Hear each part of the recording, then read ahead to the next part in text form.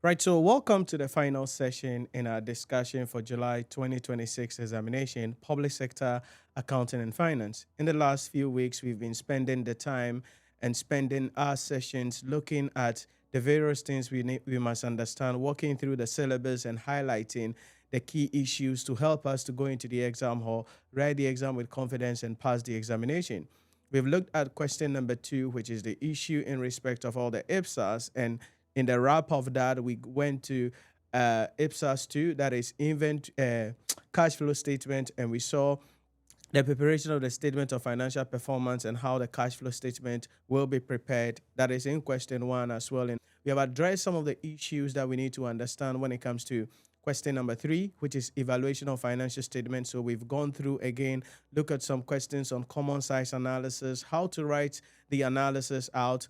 Then we've also spent the time to look at some issues in respect of the ratio analysis, not forgetting the budget variance analysis as well.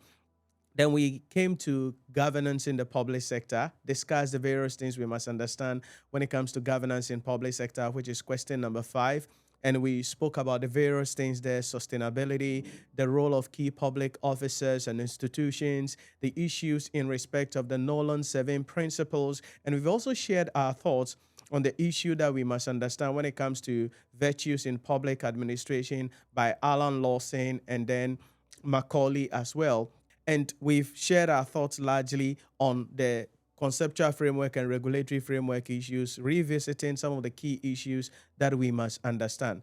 In the previous session, we wrap it up on the PFA framework, which is the Public Expenditure and Financial Accountability Framework, which is question 4. But remember, I said that question 3, question 4, sometimes the examiner interplays or interchanges the question in respect of evaluation of financial statement, PFA, and budgeting.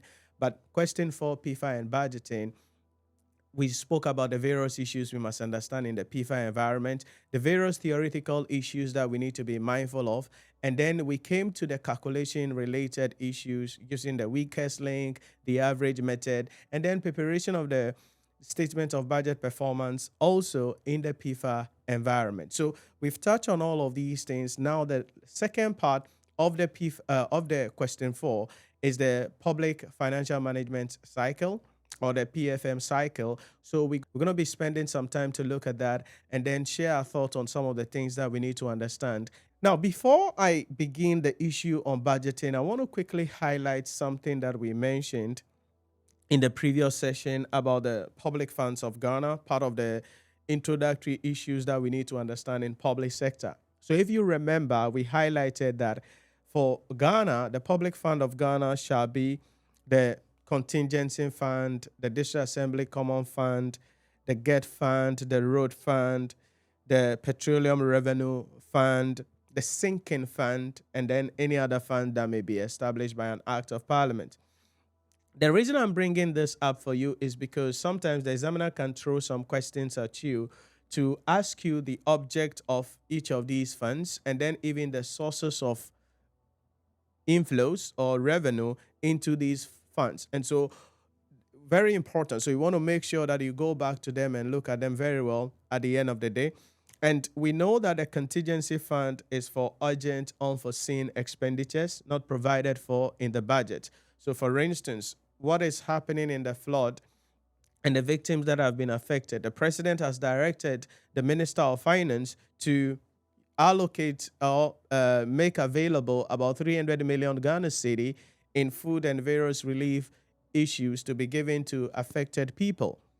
That's traditionally is expected to come from the contingency fund. That is, if we have some money in that fund, because nobody planned. I don't think the government planned for the level of damage and destruction in this year. So I don't think they plan for it. So such issues, the money is supposed to come from the contingency fund, and then boom, it'll be used to finance. If the money is not enough, then certainly it will be supplemented from the consolidated fund or any other public fund. Next, the District Assembly Common Fund, where we said at least the 5% of the national revenue is paid into primary source, and then that will be used to provide funding for the Metropolitan Municipal and District Assembly for local government development.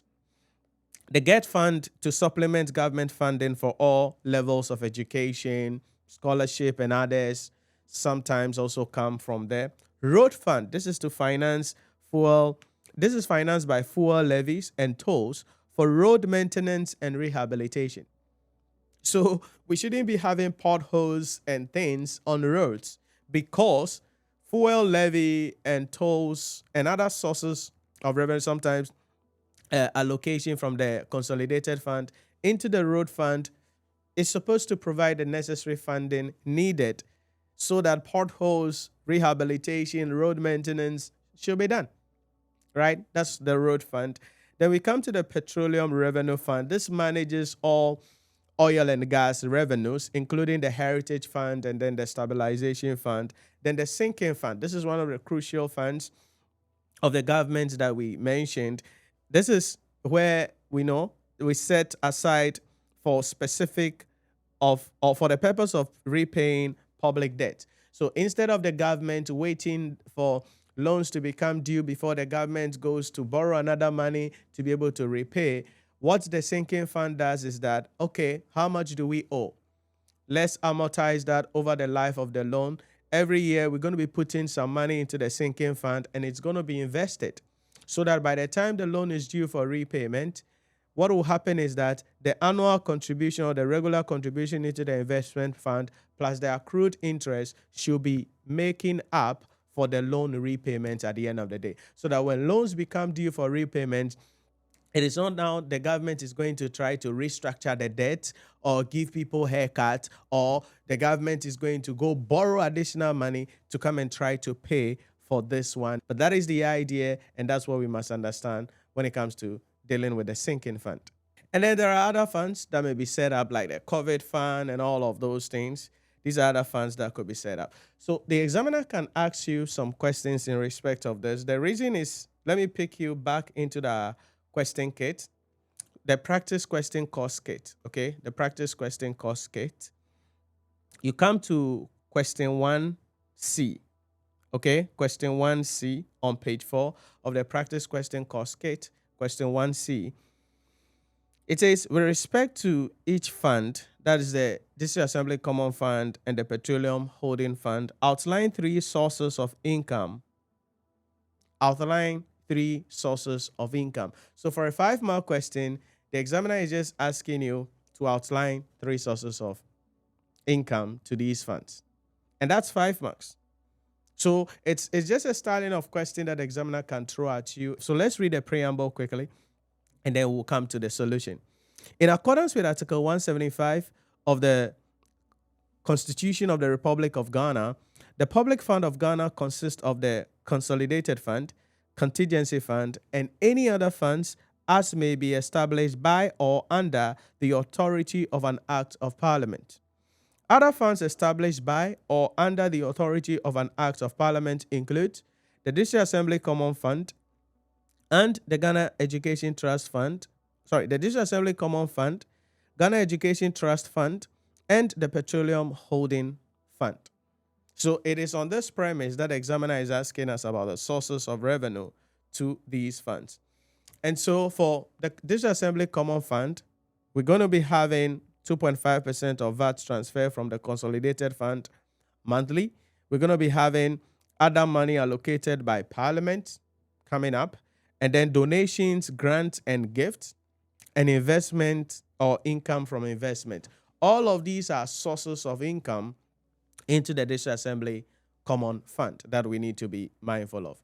How about the Petroleum Holding Fund? Sources of income into the Petroleum Holding Fund include the following: royalties for oil and gas, additional oil entitlement, surface rentals, so anything that relates to petroleum and mining. And you will understand this when you get to level 3 advanced taxation. You will understand some of these ideas about oil entitlement, surface rental, sale of, you will understand some of these there. Because when government engages, anybody comes at all, deal with oil or gas, money comes to the government. Revenue from direct or indirect participation in petroleum operations. Yep. That's money. Corporate income tax from upstream and midstream petroleum companies. That's important into this fund. Taxes and royalties, dividend, etc. from the National Oil company, which is the GNPC, and other related receipts such as capital gains taxes on sale of ownership of exploration, development, and production rights. So these are all sources of income into the Petroleum Holding Fund. So that is something I want to draw your attention on quickly, that when it comes to the dealing with the public fund of Ghana, you have to be mindful of them, because the examiner can just throw in some things there that you need to understand generally at the end of the day. The final thing we want to share our thoughts quickly on will be the issue about the examination. As we mentioned, question 1 is going to be on the financial statement preparation, and it could be on a covered entity or the consolidated fund. Question 2 is going to be on the standards, and it will be a mixture of calculation and theory areas.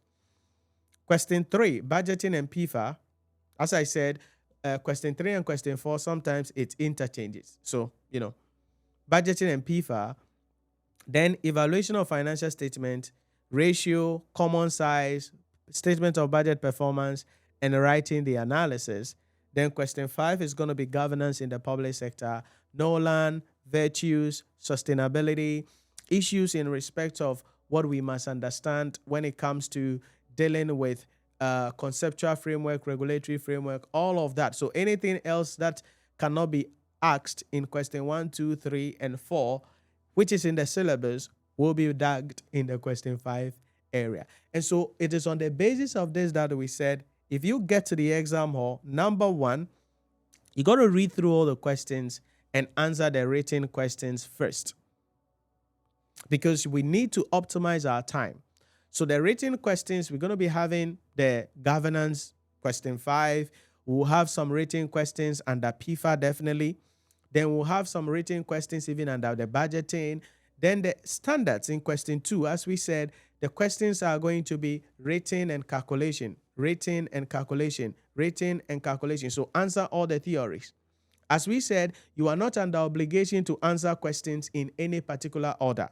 The only rule is that do not answer 2 different questions on the same page. In other words, you cannot answer question 2B and question 5A on the same page. That's the only rule. So once you're able to understand that you cannot answer 2 different questions on the same page, then you're in a comfortable lead. Once you do that, you go to the second area, which is going to be the evaluation of financial statement part, because that is going to require time for you to do whatever you are supposed to do. Maybe calculate some ratios and interpret, or prepare the statement of budget performance and interpret, or something like that. Then, as we said, let financial statement preparation, question 1, be your last question. Let the question 1 be your last question, generally. So you optimize yourself with the theories. Then you come to the evaluation of financial statement area. Then you can wrap it up on the question 1. And in the question 1, possibly you're just going to be doing the workings, because we don't have a lot of time available at that point to be able to do a lot. But, do the workings as much as you can based on the context of the question, and you should be in a comfortable lead at the end of the day.